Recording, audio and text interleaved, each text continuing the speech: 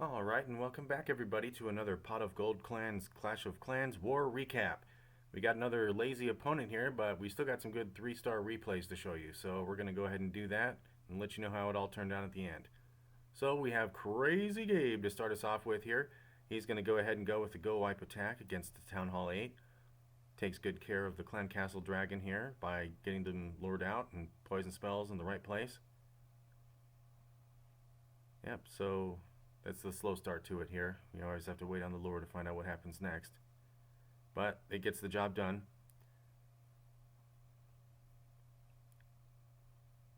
So now that the dragon's thoroughly taken out by the poison spells, Gabe can get to the meat of his attack, puts the golems in on that open cannon up in the top left there. Follows in with some archers to get rid of those extra army camps in the way, and then hopefully his troops will be able to center their way in. Wall breakers are getting in there without getting attacked too much and breaking in a couple of holes. That'll keep the golems in front, hopefully, with those defenses all exposed now. Then here come the P.E.K.K.A.s to put in some more bulk and some more offensive power. Level 6 wizards from the clan castles start coming in. Taking out those extra outer defenses on the corner, and then they're pretty well protected because the defenses are well occupied with the P.E.K.K.A.s and golems. Now hopefully the Barbarian King can get out there pretty quickly.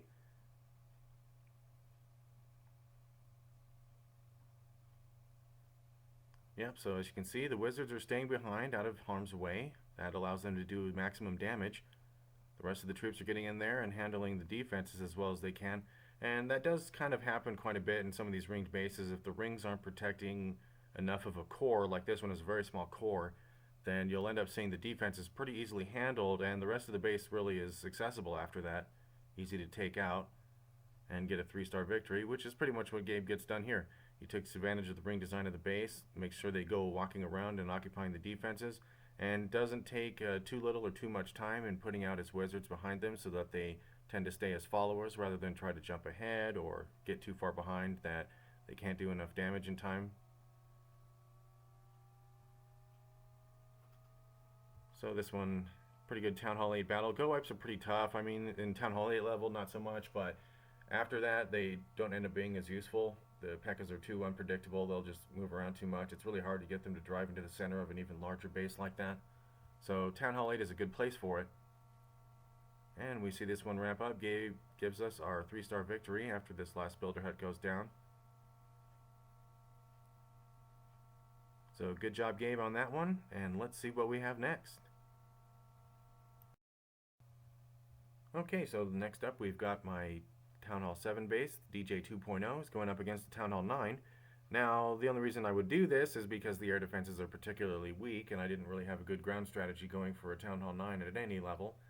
So the dragons start coming in here from the bottom with some Hog Riders to get that next air defense out. Lightning already took care of the first one. Then I'm hoping that the Hog Riders and the other dragons down there are going to be able to start making their way to the bottommost air defense that remains.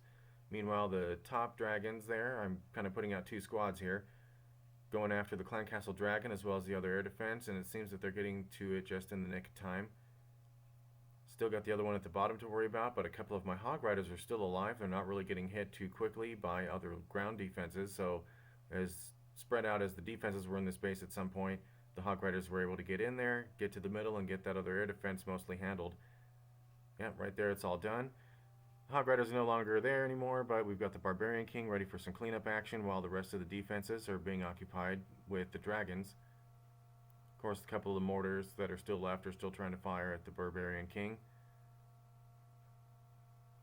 And there's a Seeking Air Mine. I was expecting a few of those to take out dragons, and they kind of gradually did. Some of these bombs are going to start popping up in the air and doing some damage to the dragons, and so that always kind of kept me in suspense for this battle, trying to make sure that I got the victory out of it.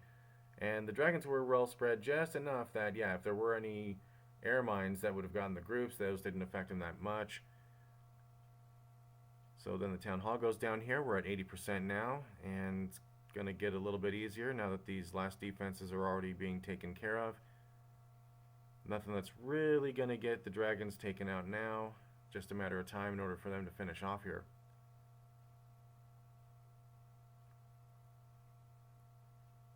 So just that Tesla coil left. The dragons make quick work of that, and we still got a few survivors to do the rest of the cleanup. So all in all, a pretty good dragon attack. Oh, one more mine takes me out, but no harm, no foul in this case. And that leads us to another 3-star battle, another victory for Pot of Gold coming up here. Of course, I had mentioned the other clan was so lazy, but we'll see how we did it anyway.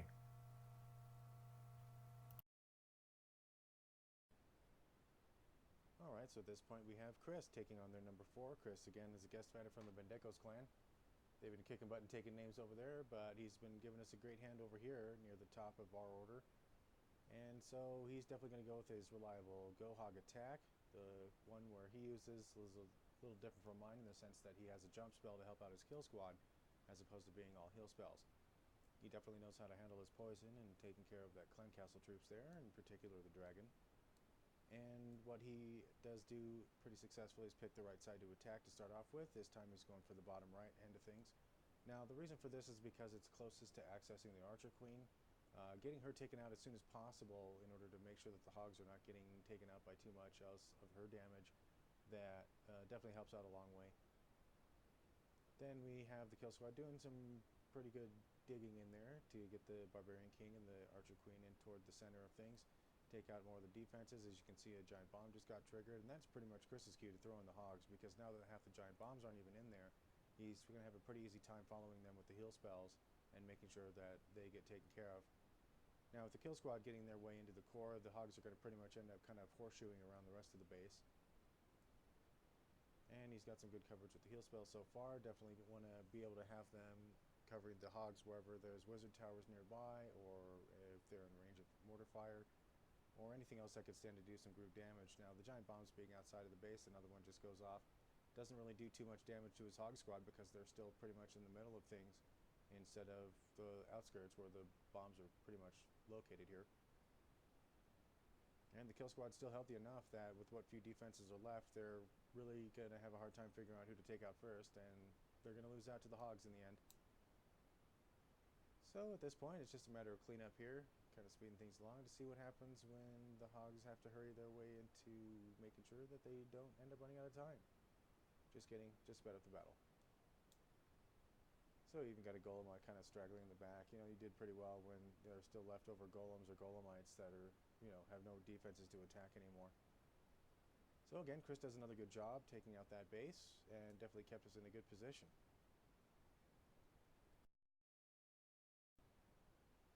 Okay, so to wrap things up here with this war recap, I want to go ahead and show you another one of my replays from my Town Hall 9 battle. This one was against their number 5, a Go Hog army again. Where I differ from Chris is where I have the 4th heal spell. And aside from that, we pretty much play things kind of similarly. We're just looking for the best place for our kill squad to take out and do some damage, enough that the Hog Riders are going to kind of path their way into a successful outcome. So here you see the poison spells just kind of taking their time on the dragon here, kind of per usual. But if you notice, like any of the times you see these replays where the dragon lives and doesn't live, a lot of the times the key is going to be in the timing between spells. This one just kind of worked out just in time for me that way. Otherwise, the dragon might have had a few residual hit points left over if I'd maybe gone a little too close together with those poison spells. So nonetheless, I got 2 golems in this time to kind of help out with the kill squad. That should hopefully keep them more protected, hopefully keep the heroes on point more towards some other sort of offensive structures. That way, you know, there's enough tanking and enough power going on at the same time. Next, I get the hogs thrown in here. They're pretty much going to end up kind of making a horseshoe pattern around the base after the start here. And it kind of keeps them grouped together, so that way any of the heal spells I lay out should be able to benefit all of them. And coincidentally, I do get the golems healed up a little bit more here at this end. While they're kind of just running their way through, there's not too many for defenses for them to go after, especially if the hogs are keeping one step ahead of them. So they don't get to be quite as useful now at this point, but the Hog Rider's still coming in. Some spring traps took care of some of them, but I still have enough that I can still get the job done. Archer Queen is still doing okay for the time being. She's just about to hit that the Town Hall. Almost had it, but at least it's going to get finished off later on in the battle. So with the heroes and most of the kill squad gone, we got some cleanup troops coming in. They take one more giant bomb for the team, so now the Hog Riders are just about free and clear here. There really isn't anything else for them inside the base to have to really worry about. All they have to pretty much worry about are any possible skeletons or Barbarian King chasing them around. In the meantime, meantime, the wizards and the archers are pretty good at getting the cleanup done from the outside here. And definitely a good amount of focus on the whole map at this point. That way you don't end up having a whole slew of troops just going back and forth looking for one building at a time. Definitely saves you time on the battle, and you definitely get the 3 stars from it. So now with the last of these hogs and troops covering the last couple structures there, that is that. And that is another win for POG in the end. Alright, that gives us a 42-16 win in the end.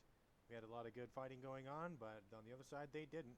In fact, these are the only 3-star battles that they had, and as you can see, they're number 2 and number 3 aimed low for them.